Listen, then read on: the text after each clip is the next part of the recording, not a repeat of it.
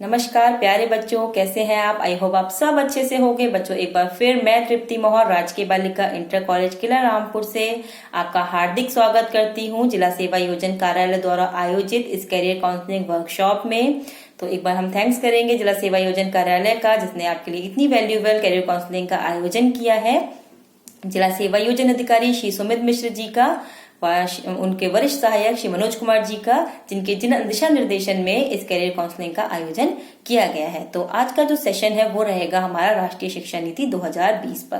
तो ये जो 2020 का जो साल है ये काफी इम्पोर्टेंट है। एक तो ये जो काफी बुरा तो कोरोना की वजह से है, लेकिन ये जो राष्ट्रीय शिक्षा नीति नई आई है ये उन बच्चों के लिए बहुत अच्छी है जो कुछ नया करना चाहते थे, कुछ आगे बढ़ना चाहते थे, कुछ अलग तरीके से करना चाहते थे।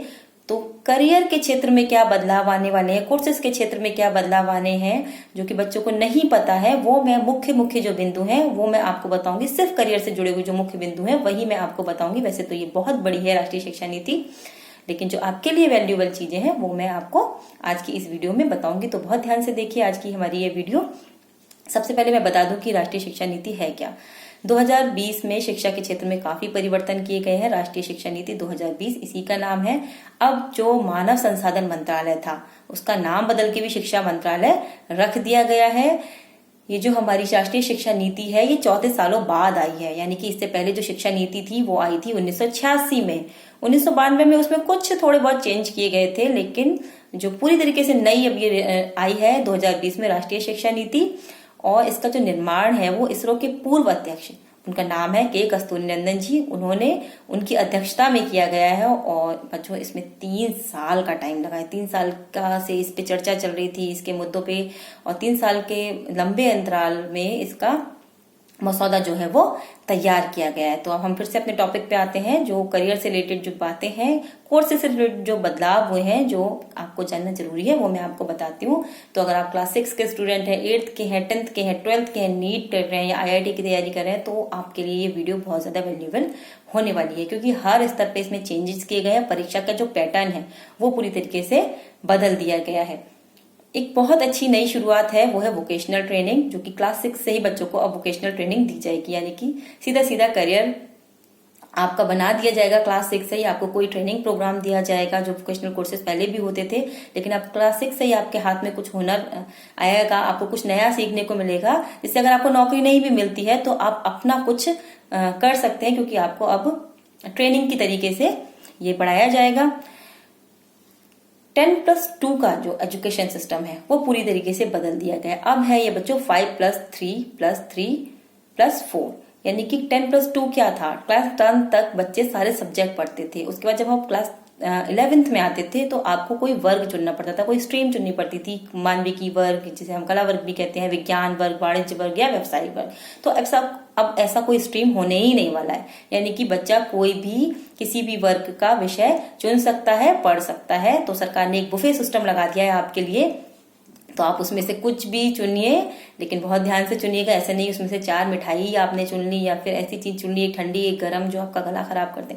तो बहुत अच्छे से मार्गदर्शन में, जिसमें जब आगे सरकार इसकी नीतियों को स्पष्ट करेगी तो हम उसके लिए भी आपके लिए वीडियो बनाएंगे और आपका उसमें भी मार्गदर्शन करेंगे। तो अब एक जो अभी बात है जो आपको जाननी बहुत जरूरी है वो यही है कि अब इस तरीके का कोई स्ट्रीम नहीं होने वाला है।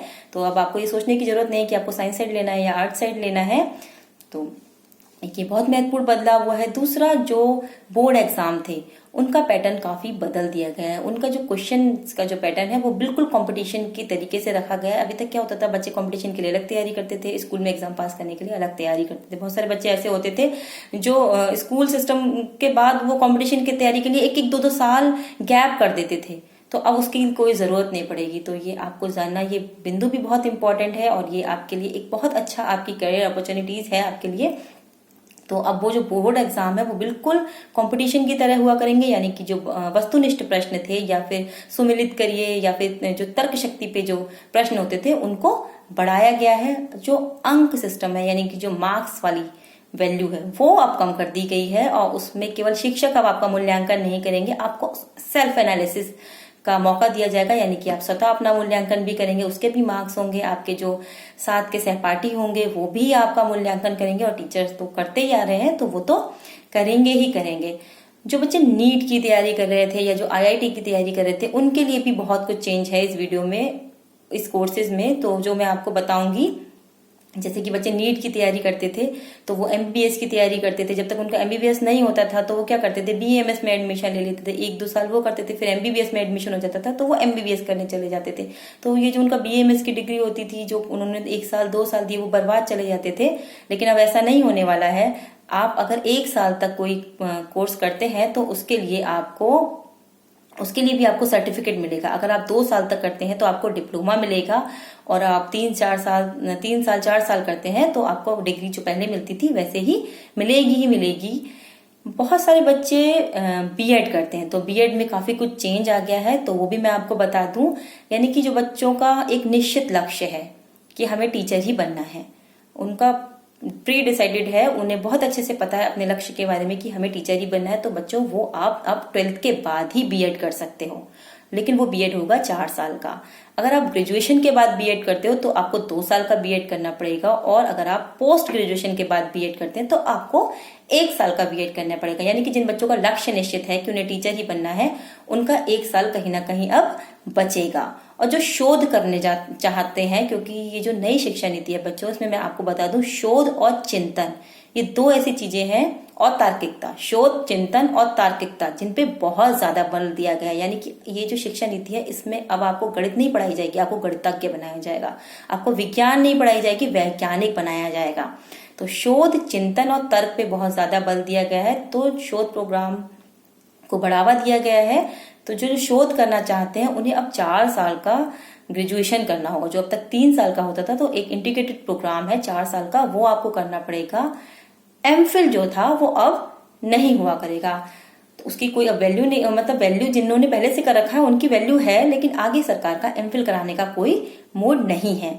तो ये कुछ ऐसे बिंदु थे जो आपको करियर चुनने में आपकी सहायता देंगी। ये जो नई शिक्षा नीति है इसमें बदलाव किए गए थे, तो बच्चों जो आपको पता होने बहुत जरूरी है, क्योंकि अगर आपको सरकारी नीतियों का पता होगा कि सरकार का अब क्या आगे करने का प्लान है, वो किस तरीके से अब प्रोग्राम कर रखेगी, किस तरीके के कोर्स हुआ करेंगे, किस तरीके की परीक्षाएं हुआ करेंगी, उन परीक्षाओं का पैटर्न क्या हुआ करेगा, तो अगर आपको वो पता होंगे तभी आप अपने लिए एक बेहतर विकल्प चुन सकते हो, आप अपने लिए एक करियर चुन सकते हो। अभी बहुत सारे बच्चे होते हैं जिनके घर में नहीं होता कोई बड़ा बताने वाला, तो उनके लिए ही हम इस तरीके के प्रोग्राम्स, इस तरीके की काउंसलिंग करते हैं, या फिर बच्चे अपने जो पीयर प्रेशर में अपने सहपाठियों के साथ आके अपना करियर खराब कर लेते हैं। तो इस तरीके की जो काउंसलिंग होती है वो आप उन्हीं बच्चों के लिए है जिनको कोई राय देने वाला नहीं होता, जिनके घर में कोई बताने वाला नहीं होता, या बच्चे अपने पीयर प्रेशर में आके कोर्स को खराब कर लेते हैं, अपने सब्जेक्ट्स खराब कर लेते हैं। तो ये जो आज की वीडियो थी, ये हमारी राष्ट्रीय शिक्षा नीति 2020 में जो बदलाव किए गए हैं, जो करियर से संबंधित जो बदलाव थे उस पे थी। आगे जो भी बदलाव होंगे उस पे भी हम आपके लिए वीडियो बनाएंगे।